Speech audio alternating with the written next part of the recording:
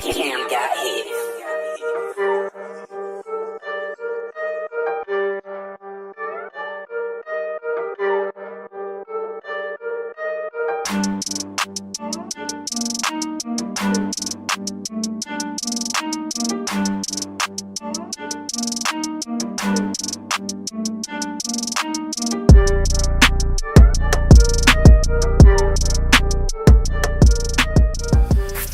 So, Superfly.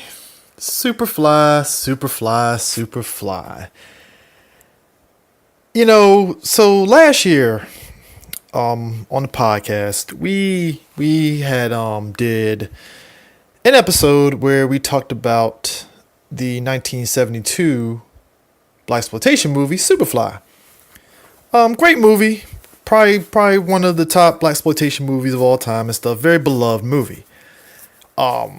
So we have this remake that is directed by Director X. And if you're not familiar with Director X, he was a person that he's directed videos and such. In actuality, he was kind of the visual consultant. The big claim of fame for him was that, one, he was a visual consultant for Hype Williams and stuff, specifically when he did Belly. That's the big thing. And two, he was the one that actually discovered Melissa Ford and all that stuff. So he's basically a guy that's directed a lot of music videos, whether it's was it Drake's God's Plan, Fifth Harmony videos, Drake's Hotline Bling, Flo Rida, Kendrick Lamar, King Kunta. He's directed a good chunk of artists and stuff. So this is probably one of his big major movies, Superfly. Now, again, original movie, very beloved. Now, this movie is interesting in the fact that there's a lot of updates and stuff. On one hand, whereas the original Superfly took place in New York, Harlem specifically and stuff, this movie, the remake, takes place in Atlanta. Now, the biggest thing about this film is that it wears its Atlanta badge loud and proud. Like, everything about Atlanta is there. The settings, the clubs, the atmosphere, everything that you see is just Atlanta through and through. And what you end up getting is that with this, the updated setting and stuff, and it's fine. Like I said, for the visuals and everything that's there, it's fine and stuff. I guess before I dive into it, I think the hiccup with the movie, while the movie, at least to me, it's just okay. It's not better than the original, but it's also not a horrible movie. It's just an okay movie. I think more than anything is that down the line with the movie, it plays it a bit too safe. And I think that's, and normally I wouldn't mind that depending on the movie, but I think with this film, it playing it too safe, it essentially, it kind of made the movie everything just came off a little too clean when it came down to it. So, okay, so the basis of the movie is like this. Just like the original, you got Trevor Jackson. If you know him, he was from Burning Sands, and he's in Grownish and such. He plays Youngblood Priest. Now, one of the first things that kind of came to my mind off the break when I saw Trevor Jackson is the fact that he's a bit too young to be playing Youngblood Priest. In the original Superfly, freaking was it Ron O'Neal. Ron O'Neal looked like somebody that's 30-something years old and he's trying to get out the game.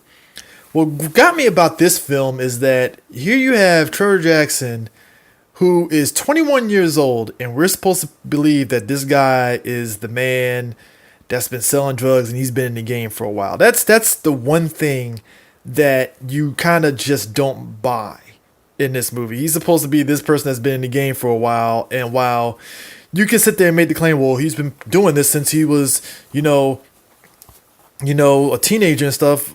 Okay, but like, I'm supposed to believe this person will be 27 years old, like, but he's 21. It's hard for me to buy into that and stuff. And Youngblood Priest, he's a person that deals drugs and stuff, and the way he's doing it is basically along the lines of kind of keeping himself distant from it and stuff, not really, making waves and stuff like that, and everything's kind of going good. He got his he has two girls in particular and stuff. He has his main girl and he has another girl and stuff. They kind of have a romance of sorts and stuff, and it's done in a very stylistic way and stuff later on in the movie. But his boy Eddie, who in the original one, Eddie was a drug fiend, and in this one, Jason Mitchell, I will give him credit. If you don't know Jason Mitchell, he played Eazy-E in Straight Outta Compton. He was also in Mudbound, great movie. He's great in that and such. He plays Eddie. Now, in the original Superfly, and this is the thing here, Eddie was a freaking just a coke fiend. And the thing of it is, in this movie, it's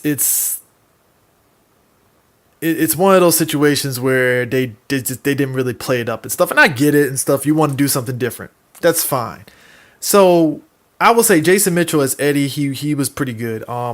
Michael K. Williams, he plays Scatter. So let me back it up here because I'm naming off all these names and stuff. So Priest wants to basically get out the game. Now, Scatter is the one that's been basically giving him some of the drugs, supplying him with the drugs and such. And the thing of it is, Priest wants to get out the game, mainly stemming from dealing with this gang. God, freaking gang is just like out there. Dealing with this gang here. One of the characters in particular is very hot-tempered and stuff. And in the midst of him dealing with this guy, shit goes down. And basically it puts Priest in a situation where he's just like, you know what? I need to get the hell out this game. And in order for him to get out this game, they need to really kind of like make a shit ton of money to where they can just relax and stuff. In order to do that, he has to sit there and get a huge quantity of coke and sell it in order to get enough money and stuff.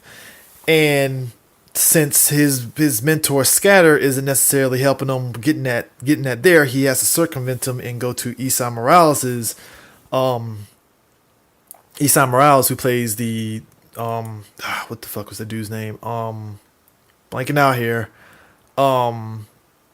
Alberto Gonzalez. He's the drug kingpin and stuff, and goes straight to him, gets the drug supply, and with the original movie, shit goes down and it goes south in such a way. Now, you might be saying to yourself, okay, so it seems like the movie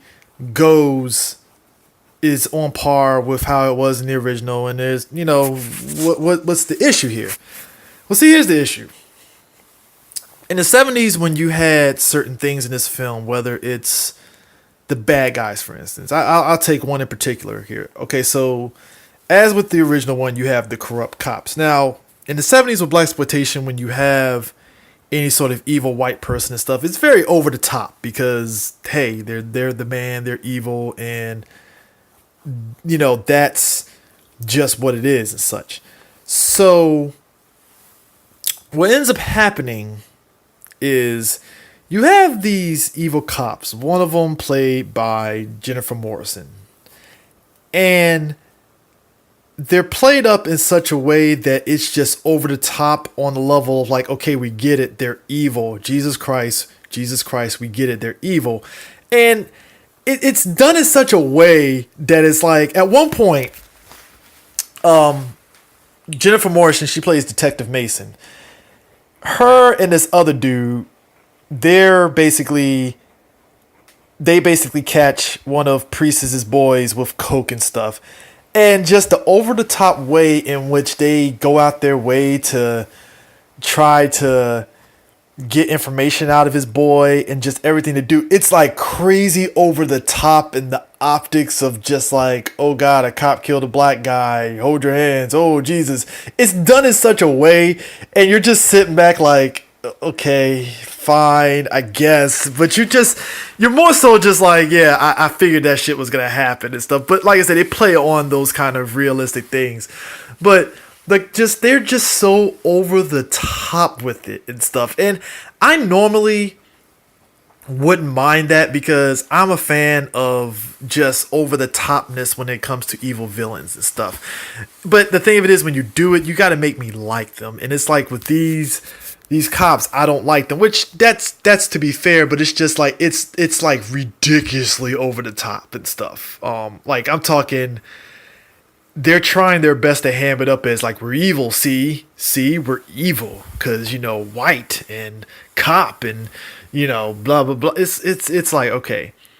Then on the spectacle of not just the white cops, you got the over the top drug dealers that are in this movie that just really set it off and stuff. Because one of the drug dealers in particular, what the fuck his name? God, see, I'm forgetting people's names, but like he is literally kind of like, okay, so actually, let me back up. One of the guys from the other gang, Juju and stuff, played by Kalon Walker, he basically has a chip on his shoulder to the extent where he's kind of like the reason why shit pops off, because he basically has beef with Youngblood, with Priest, essentially, just on some like I'm jealous of you and stuff, just typical nigga shit, just like I'm petty as shit and I want to make you pay. And just him and Priest's interactions is what sets off this whole kind of like motion, everything that happens in this film. So you have that happening and stuff, and just them and just the other people in the gang is just like crazy over the top ridiculous and stuff. And then on top of that, right, you got Alberto's, them, and just again, they're just a typical drug cartel and stuff, and it's standard and quo and stuff, nothing crazy and stuff like that. But it's just the villains are just way over the top, and it's just a spectacle. They're dressed in all white, and I'm like, okay, cool, that's fine, and then like you got Youngblood's crew, which, like I said, you got Jason Mitchell. He does a fine job. You got Jacob. Was it Jacobine Trent? He plays Fat Freddy. He's another dude that's over the top. Not over the top, but just in a way, that's the crew. It's the typical like we boys and blah blah blah. Can you put me on and stuff like that. And it's just the atmosphere of this film, just with the characters and what you're doing. It's the typical stuff that you would see out of a film like this, a black film like this. Just they really just emphasize this. I mean, at one point, when one of the characters get killed and at the funeral, the over the topness of like normally when they have music playing during a funeral, it's usually the soundtrack music playing in the background as it's playing and stuff. But the crazy part about this film is that you actually have the actual artist there just going over the top with the singing during a funeral. And it's so surreal because you're sitting back like, this is just ridiculous. Like, wow. And again, it's just, this is what this movie is. It's just a lot of ridiculous shit and stuff. Like I said, mentioning Priest and his two girlfriends and stuff and their interaction is just, again, it's so over the top. It is so ridiculous and stuff. I think Lex Scott Davis plays Georgia as one of his side pieces and stuff. I mean, side pieces, I would say that's more so that his chick, essentially. And he has another chick that's there, and she's like, I think was it Cynthia. She's, apparently she's another one of those chicks that's like part of their little trio in their relationship and stuff. And just there's a point where there's a shower scene with all three of them, and it's just so like, this is going on a little longer than we need, guys, but whatever. But like the beats that you remember from the original Superfly movie, like if you go back and watch the original Superfly and you watch this movie, there are certain beats. The beats of this movie is basically the same beats of the original film. Like I said, with different changes here and there and stuff. Like Scatter and Priest, they have their little sparring thing, just like in the original thing and stuff. The circumstances behind their relationship, we get a background on that. Just everything that you remember from the original, they just updated for this movie. But like I said, the certain things that happen from the plot, it comes off a little too clean. You know, a little too like storybookish and stuff. A little too like, hey, we gotta really do something different and stuff. And it's like, to me, when I see all those things, while normally I wouldn't mind it, it's just done in such a way where it's like, yeah, you probably it's a little too perfect. So it kind of kills the realistic aspects of the story and the consequences and things. It doesn't feel like there's any weight to those consequences, you know. And I think that's probably the biggest issue with this film, is that the consequences for a lot of things, you don't get that impact, versus the original Superfly.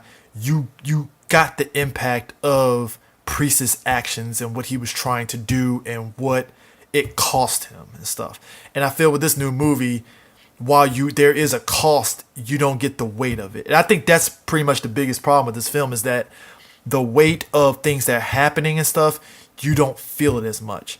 Like, bad things happen, but it's done in such a way where you're not really feeling it too much. It's just like, okay, that happened. All right, you know. And I think that's the biggest issue more than anything and such, you know. And like I said before, the movie wears its Atlanta hat strong, loud, and proud. And it's nothing inherently wrong with that. It's just that's just one of those things where it kind of, even with it having that, the visuals and stuff and the spectacle of it, it's just the weight of certain actions doesn't really hit like it should. And to me, when I really look at this and such, this movie is, and I know this movie and Belly are two different beasts in and of itself, but I feel this movie is what Belly was trying to be like. And while I feel this movie is better than Belly, ultimately at the end of the day, it's not better than the original Superfly. It's just an okay movie that, to me, played it safe, and in entailing it, well, with it playing it safe, it kind of took away the weight of consequences of what these are happening. Now, it's amazing to me that this is coming from the writer of Watchmen. You know, and that is amazing to me and stuff, because you got Esai, he's the one that wrote Watchmen. At least was part of the people that wrote Watchmen. So it's just interesting to me that he wrote that, and then we got this movie, and it's just like, you know, and stuff. And it's amazing to me. Here's the thing too. I say that it wears its roots proudly and stuff. Big Boy's in this, and he plays the mayor of Atlanta and stuff, and it's what you expect, you know. What do you expect, you know? And the movie, you know, Rick Ross is in it. It's a bunch of it's a bunch of people from the Atlanta music scene that's in this. Like Lecrae is in it, you know. And it's just ultimately, wow, like I said, the movie itself, while it's okay, it's just ultimately, when it really comes down to brass tacks, it could have been better than what we got and stuff. What we got is a movie that I'm 50-50 on it, because while the original Superfly is memorable and it's a classic in a sense, I feel for people like my age and older, we're going to look at this movie as something that's forgettable.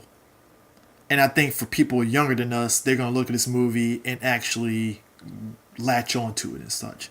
So I can at least say that for a younger audience and stuff, they might look at this movie and latch onto it. And to be honest with you, there are worse movies that you can latch onto. So I think with this movie, there's something to be said about this and stuff. But I think the way it was done, since it was playing it very much safe and you didn't get much weight, it comes across very high fantasy to an extent. So it's just interesting to me that that's what we got out of this whole movie. Now, don't get me wrong. I cracked on how Trevor Jackson is a little too young to be Youngblood Priest, but there were certain parts where I was kind of like, all right, that was actually pretty dope. He was all right and stuff, but it's just the movie overall. It's just the sum of its parts and everything that was there. I'm just sitting back like, it was okay movie, but it's just you're not better. You're not. It's not going to reach those heights that the original Superfly did. So it's what you end up getting is a very mixed experience of a movie and such. So I mean, you'll probably watch it and get your laughs at how ridiculous it is and stuff, but at the same time, you'll still enjoy the movie for what it is and stuff. So I guess if I had to give it anything, it's definitely it. I'm gonna sit there and go 5 out of 10. It's a 5 out of 10. Ultimately, am I saying you should rush out and go see it? I mean, if you want to watch it, but like I said, it's not. It's an okay movie. It's just ultimately, it doesn't have the weight like the original did, and that's a shame because I think this movie could have been better than what it was. So, that's it for the review. Like I said, I rewatched it so you didn't have to. And like I said, I mean, it wouldn't shock me if everybody did go out in droves to go see this. And like I said, I'm not going to knock people that do it. It's just ultimately for me, it was just an okay movie. And it just ultimately, while it has some good action beats, which is very few and far between, while it has some good action beats that's okay, it ain't the best. And it has some story elements that I thought was interesting. It's just the weight of things and just how everything was just too clean and perfect and stuff. It just kind of took away the weight of what it could have been. So, and I know I've repeated that multiple times, but that's probably the biggest thing out of this film is that it just the weight of it and everything that the original had, it's not in this and stuff. And I'm not even gonna sit there and say that Director X didn't have his heart in the right place because I think like I said again, there are elements of this movie that I can sit there and say that I enjoy and stuff. But like I said, ultimately this movie is what Belly was trying to be. And like I said, I feel it's better than Belly personally. But it's just it's not better than the original ultimately. But it's just an okay movie. At the end of the day, this is just an okay movie. So that being said, like I said, I give it a 5 out of 10. I wouldn't necessarily rush out to go see it, but it is what it is. So 5 out of 10. That's it. So catch you guys later. Peace.